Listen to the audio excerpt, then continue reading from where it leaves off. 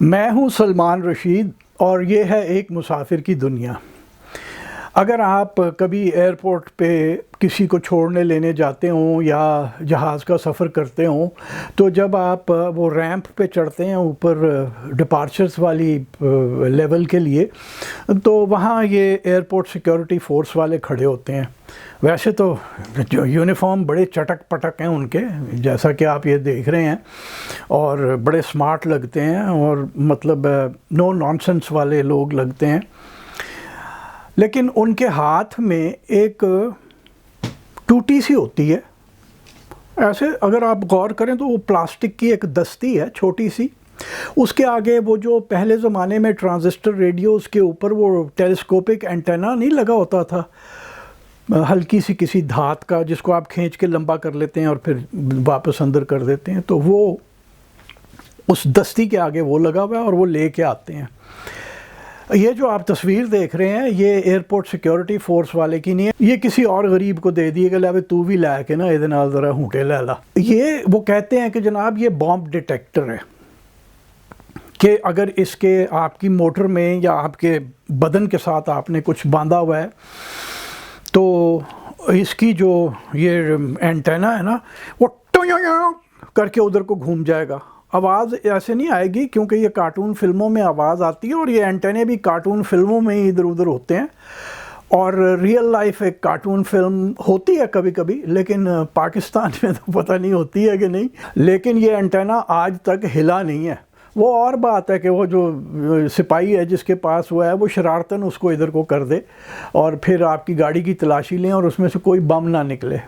یہ آئے ہمارے پاس کہاں سے؟ یہ جناب 2012 میں یہ خبر پہلی بار ہم نے اخباروں میں پڑھی۔ اس زمانے میں تو انٹرنیٹ شاید اتنا نہیں تھا، مجھے اب یاد نہیں ہے، کافی سال ہو گئے ہیں، پتہ نہیں یوٹیوب تو ہوتا ہی تھا، لیکن وہ پتہ چلا کہ جناب جیمز میک کارمک، کامک نہیں، میک کارمک، ایک برطانوی شہری ہے، یہ بوتھا اس کا آپ دیکھ لیں، اس نے جناب یہ بنائے، انہیں وہ کہتا تھا بامب ڈیٹیکٹرز، اور اس کا دعویٰ یہ تھا بقول خبروں کے جو بی بی سی کی ہیں کہ جناب یہ نہ صرف بم ڈھونڈ لیتا ہے بلکہ منشیات، اگر آپ چرس افیم گانجا لے کے بھی جا رہے ہیں نا تو اس کا بھی آپ کو پتہ بتا دیتا ہے، اس کی ٹوٹی ادھر ہو جاتی ہے۔ تو بڑی بات تھی جناب، اور اس نے بامب ڈیٹیکٹر کر کے دنیا میں یہ بیچنے شروع کر دیے۔ اگر آپ کو یاد ہو عراق میں ان دنوں میں 2012-13 کے اندر بہت غدر تھا، تو عراق کو اس نے سنا ہے کوئی 6000 بیچے، اور جو خریدنے والا انچارج تھا نا اس کا نام تھا جنرل جہاد الجابری، کچھ اس قسم کا نام بتایا جاتا ہے بی بی سی کی رپورٹ کے اندر، وہ آپ انٹرنیٹ پہ ڈھونڈ سکتے ہیں، اگر آپ داخل کریں گے نا تو وہ آ جائے گا۔ تو وہ اس نے وہ خریدے اور عراق میں استعمال ہوئے۔ جارجیا جو ریاست ہے، امریکہ کی ریاست جارجیا نہیں، یہاں یہ جو اپنے سینٹرل ایشیا کے اندر ادھر ترکمانستان سے مغرب کی طرف جو جارجیا ہے وہاں پہ انہوں نے خریدے۔ اور تیسرا ملک کون سا ہو سکتا ہے؟ وہ اپنا وطن عزیز پاکستان زندہ باد، وہ ہم نے بھی خریدے، اور سنا ہے کہ ہم نے کو 15,000 خریدے۔ اب وہاں تو ایک جنرل نے خرید لیے، اس کے ساتھ تو یہ ہوا کہ جب وہاں برطانیہ میں میک کارمک کے اوپر کیس چلا اور اس کو فراڈ کے اندر جیل جانا پڑا، اور سنا ہے شاید ابھی تک جیل میں ہے یا ابھی رہا ہو گیا ہوگا، تو کوئی 10-12 سال اس کو سزا ہوئی تھی 2013 کے اندر، کہ اس نے فراڈ سے 50 ملین پاؤنڈ کمائے ہیں یہ ٹوٹیاں بیچ بیچ کے۔ اچھا، اس کی ٹوٹی ذرا جو تھی نا وہ امپریسو تھی، یہ آپ تصویر میں دیکھ لیں، بڑا دستہ وستہ ہے، لگتا ہے کہ کوئی اسپیس سے آئی ہوئی یا خلائی مخلوق لے کے آئی ہے یہ ٹوٹی۔ ہماری ٹوٹی جو ہے وہ میں نے تو دیکھی ہے صرف، لیکن اس کی مجھے تصویر انٹرنیٹ سے نہیں ملی، وہ مرنا میں آپ کو دکھاتا، بالکل سادی ہے، وہ ایک دستی ہے اور اس کے آگے وہ اینٹینا لگا ہوا ہے۔ ہمارے بڑے مشہور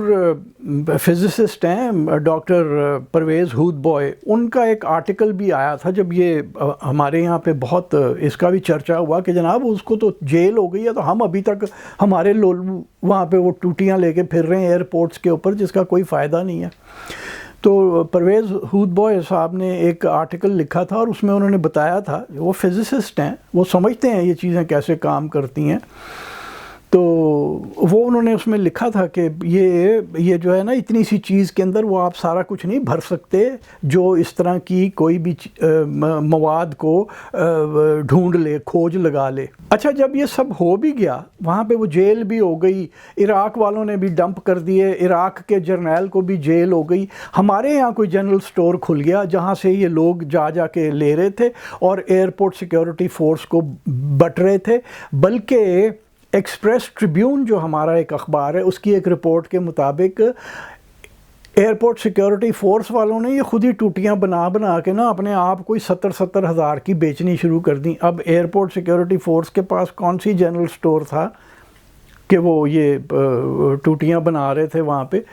لیکن میں آپ کو بتا دوں کہ وہ چونکہ صرف ایک پلاسٹک کی دستی اور ایک اینٹینا، یہ میرے خیال ہے 400-600 روپے کی بن جاتی ہوگی، اور ایئرپورٹ سیکیورٹی فورس 70 ہزار روپے دے کے یہ ناکارہ چیز خرید رہی ہے، جو کہ ابھی بھی وہ بندے لے کے آگے پیچھے پھرتے ہیں۔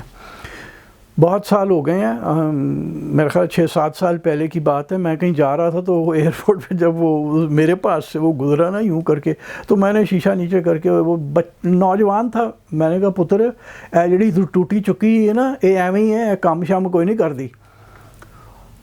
وہ مسکرایا نہیں، اس کی ہنسی چھوٹ گئی، کیونکہ اس غریب کو بھی پتہ ہے کہ یہ فراڈ ہے، اس میں کچھ نہیں ہے۔ اور یہ جو جن دہشت گردوں کو ڈرانے کے لیے کہتے ہیں جی ڈیٹرنٹ فیکٹر ہے، یہ ڈیٹرنٹ ہے، وہ انہیں پتہ ہے کہ ہمارے پاس یہ چیز ہے، انہوں نے مامیاں نوں پہلے ہی پتہ ہے گا پہن کے ہے ایویں ہی ہے، ادھر کچھ نہیں ہے گا۔ اب مجھے یہ تو نہیں پتا کہ جارجیا میں جس کسی نے بھی یہ خریدی اس کے ساتھ کیا کیا گیا،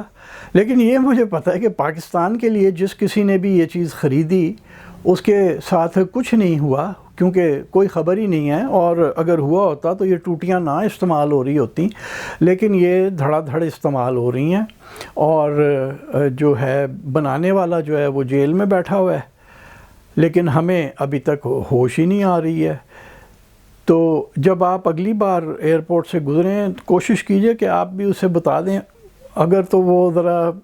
کوئی کھڑپینچ ہوا نا تو وہ ہو سکتا ہے آپ کو روک لے، جہاز پہ ہی نہ جانے دے، آپ کا نقصان کرا دے، لیکن اگر نوجوان ہوا تو وہ بھی ہنس پڑے گا، کیونکہ سب کو پتہ ہے کہ یہ فراڈ ہے اور یہ اپنے دیس میں، وطن عزیز میں یہ چل رہا ہے، تو پھر ساڈا جی تے ہی کرتا ہے کہ اسی زور دا نعرہ ماریے پاکستان زندہ باد۔